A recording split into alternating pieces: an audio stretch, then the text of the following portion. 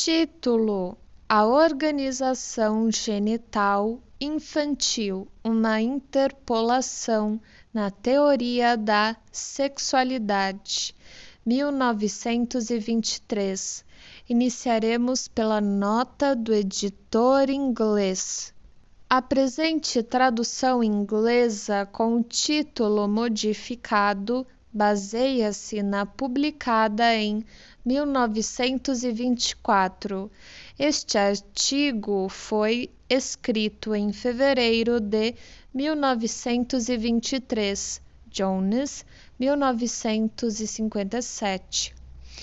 Constitui essencialmente, como seu subtítulo implica, um acréscimo aos 3 ensaios sobre a teoria da sexualidade, 1905d, de Freud, e com efeito uma nova nota de rodapé fornecendo a essência do que é aqui apresentado. Foi acrescentada a edição daquela obra que apareceu no ano seguinte, 1924. O ponto de partida deste artigo deriva principalmente das seções 5 e 6 do segundo ensaio, ambas datando somente de 1915. No entanto, ele também encampa ideias que serão encontradas nas últimas páginas sobre a disposição à neurose obsessiva, 1931, bem como diversas que remontam a antes ainda a The Sexual Theories of Children, 1908c. Agora iniciaremos o texto. A dificuldade do trabalho de pesquisa em psicanálise demonstra-se claramente pelo fato de ser-lhe possível, apesar de décadas inteiras de observação incessante, desprezar aspectos de ocorrência geral e situações características, até que, afinal, elas nos confrontam sob forma inequívoca.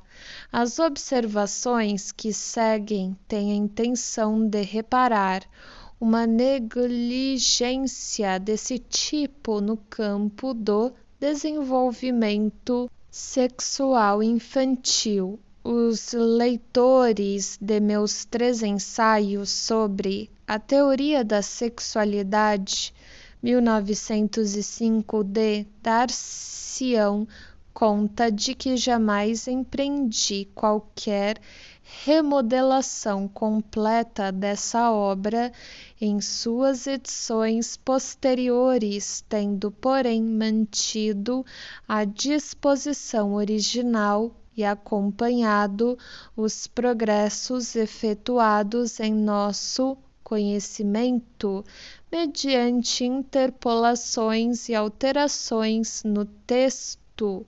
Assim procedendo, pode a miúde ter sucedido o que era velho e o que era mais recente, antes não admitirem ser fundidos em um todo inteiramente não contraditório. Originalmente, como sabemos, a ênfase incidia sobre uma descrição da diferença fundamental existente entre a vida sexual das crianças e a dos adultos. Posteriormente, as organizações pré-genitais da libido abriram caminho para o primeiro plano e também o notável e momentoso fato do início bifásico do desenvolvimento sexual. Finalmente, nosso interesse foi tomado pelas pesquisas sexuais das crianças e partindo daí podemos reconhecer a ampla aproximação do desfecho final da sexualidade na infância por volta do 5º ano de idade para a forma definitiva por ela assumida no adulto. Esse foi o ponto em que deixei as coisas na última, 1922, edição de meus 3 ensaios. Na página 60 desse volume, escrevi que, abre aspas, a escolha de um objeto tal como mostramos ser característica da fase puberal do desenvolvimento já foi frequente ou habitualmente feita durante os anos de infância, isto é, a totalidade das correntes sexuais passou a ser dirigida para uma única pessoa em relação à qual elas buscam alcançar seus objetivos, isto é, então, a maior aproximação possível na infância da forma final assumida pela vida sexual após a puberdade. A única diferença está no fato de que, na infância, a combinação dos instintos parciais e sua subordinação sob a primazia dos genitais só foram efetuadas muito incompletamente ou não foram de forma alguma. Assim, o estabelecimento desta primazia a serviço da reprodução é a última fase através da qual passa a organização da sexualidade. Hoje não mais me satisfaria com a afirmação de que, no primeiro período da infância, a primazia dos órgãos genitais só foi efetuada muito incompletamente, ou não foi de modo algum. A aproximação da vida sexual da criança do adulto vai muito além e não se limita unicamente ao surgimento da escolha de um objeto, mesmo não se realizando uma combinação adequada dos instintos parciais sob a primazia dos órgãos genitais. No auge do curso do desenvolvimento da sexualidade infantil, o interesse nos genitais em sua atividade adquire uma significação dominante que está pouco aquém da alcançada na maturidade. Ao mesmo tempo, a característica principal dessa organização genital infantil é sua diferença da organização genital final do adulto. Ela consiste no fato de, para ambos os sexos, entrar em consideração apenas um órgão genital, ou seja, masculino. O que está presente, portanto, não é uma primazia dos órgãos genitais, mas uma primazia do falo. Infelizmente, podemos descrever esse estado de coisas apenas do ponto em que afeta a criança do sexo masculino. Os processos correspondentes na menina não conhecemos. O menino, sem dúvida, percebe a distinção entre homens e mulheres, porém, de início não tem ocasião de vinculá-la a uma diferença nos órgãos genitais dele. Para ele, é natural presumir que todos os outros seres vivos, humanos e animais, possuem um órgão genital como o seu próprio. Sabemos, é verdade, que ele procura um órgão análogo ao seu também nas coisas inanimadas, essa parte do corpo facilmente excitável, inclinada a mudanças e tão rica em sensações, ocupa o interesse do menino em alto grau e constantemente estabelece novas tarefas ao seu instinto de pesquisa. Ele quer vê-la também em outras pessoas, de modo a compará-la com a sua, e comporta-se como se tivesse uma vaga ideia de que esse órgão poderia e deveria ser maior. A força impulsiva que essa porção masculina do corpo desenvolverá posteriormente na puberdade expressa-se nesse período da vida, sobretudo, como premência a investigar, como curiosidade sexual.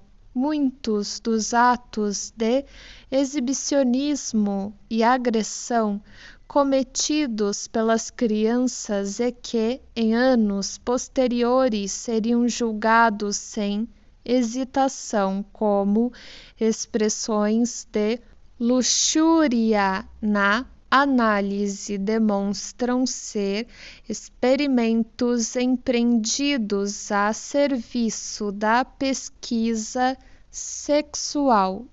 No decurso dessas pesquisas, a criança chega à descoberta de que o pênis não é uma possessão comum a todas as criaturas que a ela se assemelham. Uma visão acidental dos órgãos genitais de uma irmãzinha ou companheira de brinquedo proporciona a ocasião para essa descoberta. Em crianças inusitadamente inteligentes, a observação de uma menina urinando terá despertado mais cedo ainda a suspeita de que existe aqui algo diferente e terão efetuado tentativas de repelir suas observações de modo a conseguir esclarecimentos. Sabemos como as crianças reagem às suas primeiras impressões da ausência de um pênis. Rejeitam o fato e acreditam que elas realmente ainda assim veem um pênis. Encobrem a contradição entre a observação e a preconcepção, dizendo-se que o pênis ainda é pequeno e ficará maior dentro em pouco, e depois tentamente chegam à conclusão emocionalmente significativa de que, afinal de contas, o pênis pelo menos estivera lá antes e fora retirado depois. A falta de um pênis é vista como resultado da castração, e agora a criança se defronta com a tarefa de chegar a um acordo com a castração em relação a si própria. Os desenvolvimentos ulteriores são, geralmente, conhecidos demais para que se torne necessário recapitulá-los aqui. Parece-me, porém, que o significado do complexo de castração só pode ser corretamente apreciado se sua origem na fase da primazia fálica for também levada em consideração. Sabemos também em que grau a depreciação das mulheres, o horror a elas e a disposição ao homossexualismo derivam da convicção final de que as mulheres não possuem pênis. Ferenczi, 1923, com toda a justiça, recentemente remontou o símbolo mitológico do horror, a cabeça da Medusa, a impressão dos órgãos genitais femininos desprovidos de pênis. Não se deve supor, contudo, que a criança efetua rápida e prontamente uma generalização de sua observação de que algumas mulheres não têm pênis. De qualquer modo, ela é impedida de fazê-lo porque supõe ser a falta de um pênis resultado de ter sido castrada como punição. Ao contrário, a criança acredita que são apenas as pessoas desprezíveis do sexo feminino que perderam seus órgãos genitais. Mulheres que, com toda probabilidade, foram culpadas de impulsos inadmissíveis semelhantes ao seu próprio, mulheres a quem ela respeita como sua mãe, retém o pênis por longo tempo. Para ela, ser mulher ainda não é sinônimo de não ter pênis.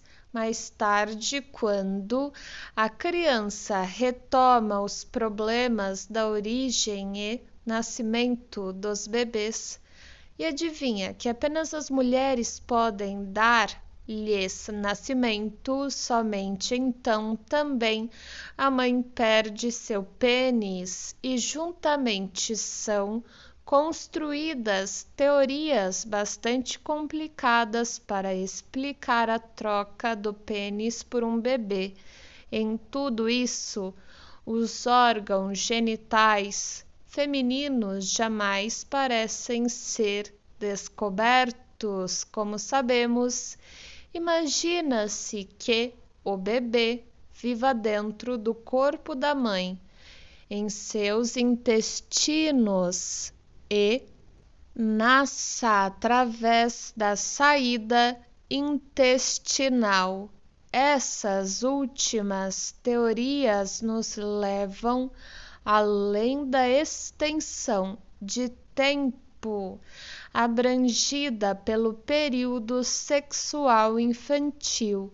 Não é irrelevante manter em mente quais as transformações sofridas durante o desenvolvimento sexual da infância pela polaridade de sexo com que estamos familiarizados. Uma primeira antítese é introduzida com a escolha de objeto, a qual naturalmente pressupõe um sujeito e um objeto. No estágio da organização pré-genital sádico-anal não existe ainda questão de masculino e feminino. A antítese entre ativo e passivo é a dominante. No estágio seguinte da organização genital infantil, sobre o qual agora temos conhecimento, existe masculinidade, mas não feminilidade. A antítese aqui é entre possuir um órgão genital masculino e ser castrado. Somente após o desenvolvimento haver atingido seu completamento na puberdade que a polaridade sexual coincide com masculino e feminino.